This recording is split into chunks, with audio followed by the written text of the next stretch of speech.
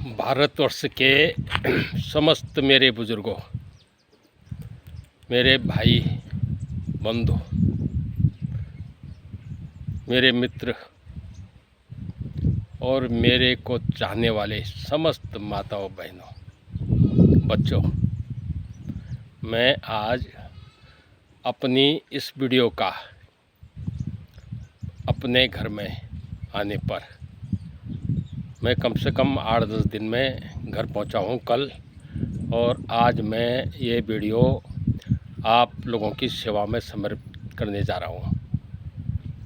मैं इस वीडियो को बनाने के पीछे अपने गंतव्य की कहानी आपको बताने जा रहा हूं।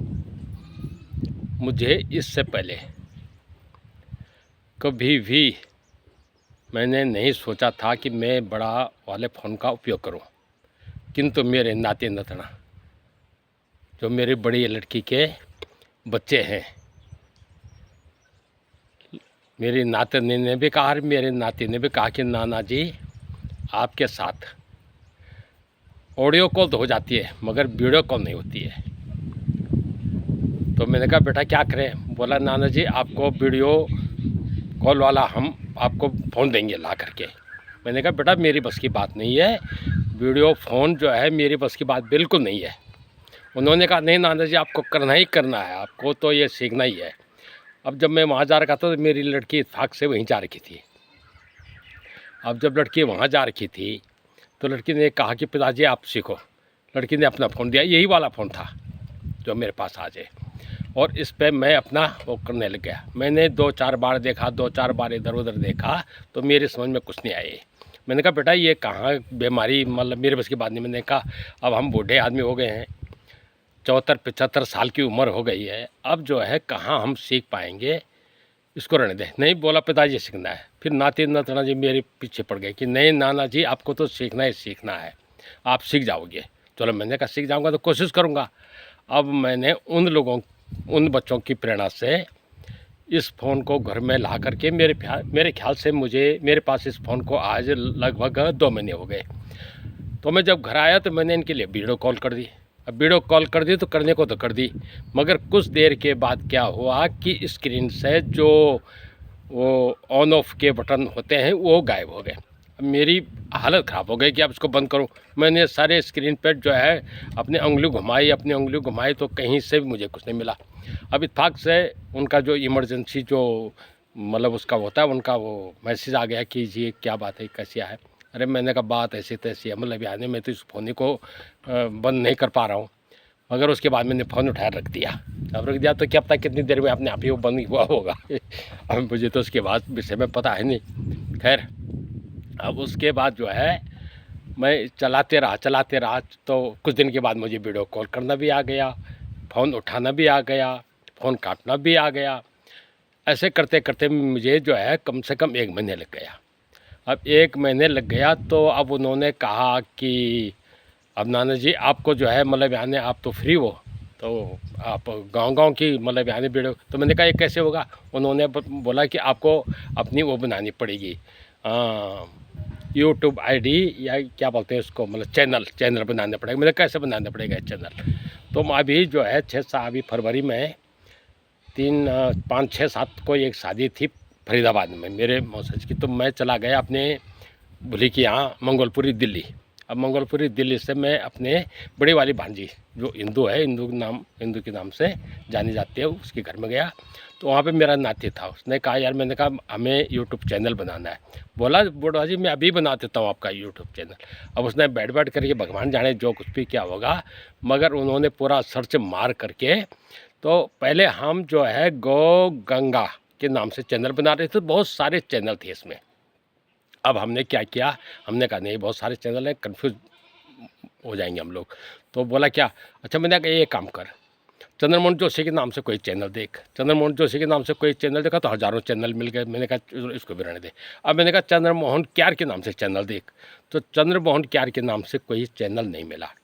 अब जब कोई चैनल नहीं मिला तो हमने चंद्रमोहन क्यार के नाम से ये अपना मतलब चैनल बना दिया है। और इस चैनल का बनाने का मतलब मेरा केवल ये है कि जो निरंतर बंजर होती जा रही ज़मीन है, इसको संरक्षण कैसे मिले, इसको कैसे आबाद किया जाए, कैसे जो लोग पलायन कर गए हैं उनको क्या मतलब ऐसा कोई मैसेज दिया जाए कि आप लोग भाई घर में आओ, अपनी जो है जो हमें विरासत में जो ज़मीन मिली हुई है उसको हम देख सकें। और दूसरा मेरी जो सबसे ज़्यादा पीड़ा है वो है पशुवंश पे।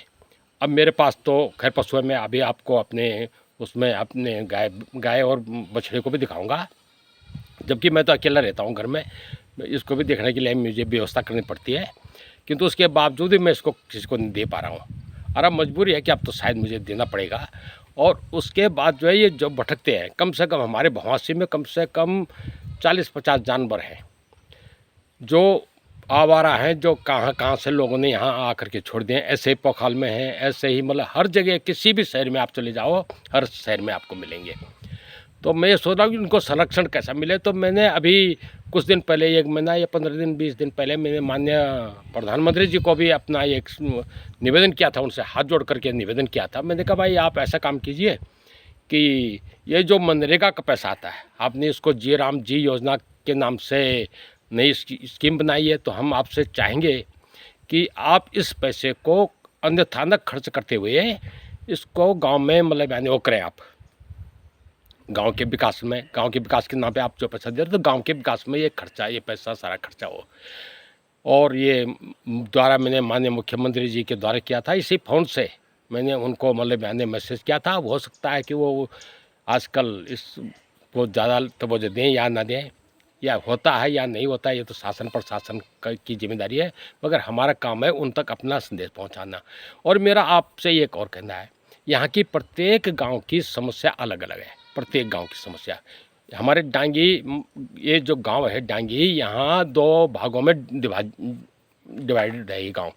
तो डांगी की समस्या कुछ और है और क्यार की समस्या कुछ और है। तो डांगी में जो आवश्यकता है वो क्यार में नहीं, क्यार में जो आवश्यकता है वो डांगी में नहीं है। तो ऐसे ही प्रत्येक गांव की अलग अलग समस्या, प्रत्येक गांव की आवश्यकता भी अलग अलग है। मगर मनरेगा योजना जो पहले थी, जिसको जी राम जी योजना का नाम दिया गया है, तो उसमें जो है सारे गाँव के लिए, चाहे वो उत्तराखंड में कहीं भी कोई भी गाँव हो, सब गाँव के लिए एक स्कीम है। अब मेरा आप लोगों से निवेदन है कि जब हर बीमारी का इलाज अलग अलग है, बुखार की गोली अलग है, सिर दर्द की गोली अलग है, पेट दर्द की गोली अलग है, मतलब किडनी की किसी किडनी खराब हो गई उसका इलाज अलग है, किसी का फेफड़ा खराब हो गया उसका इलाज अलग है।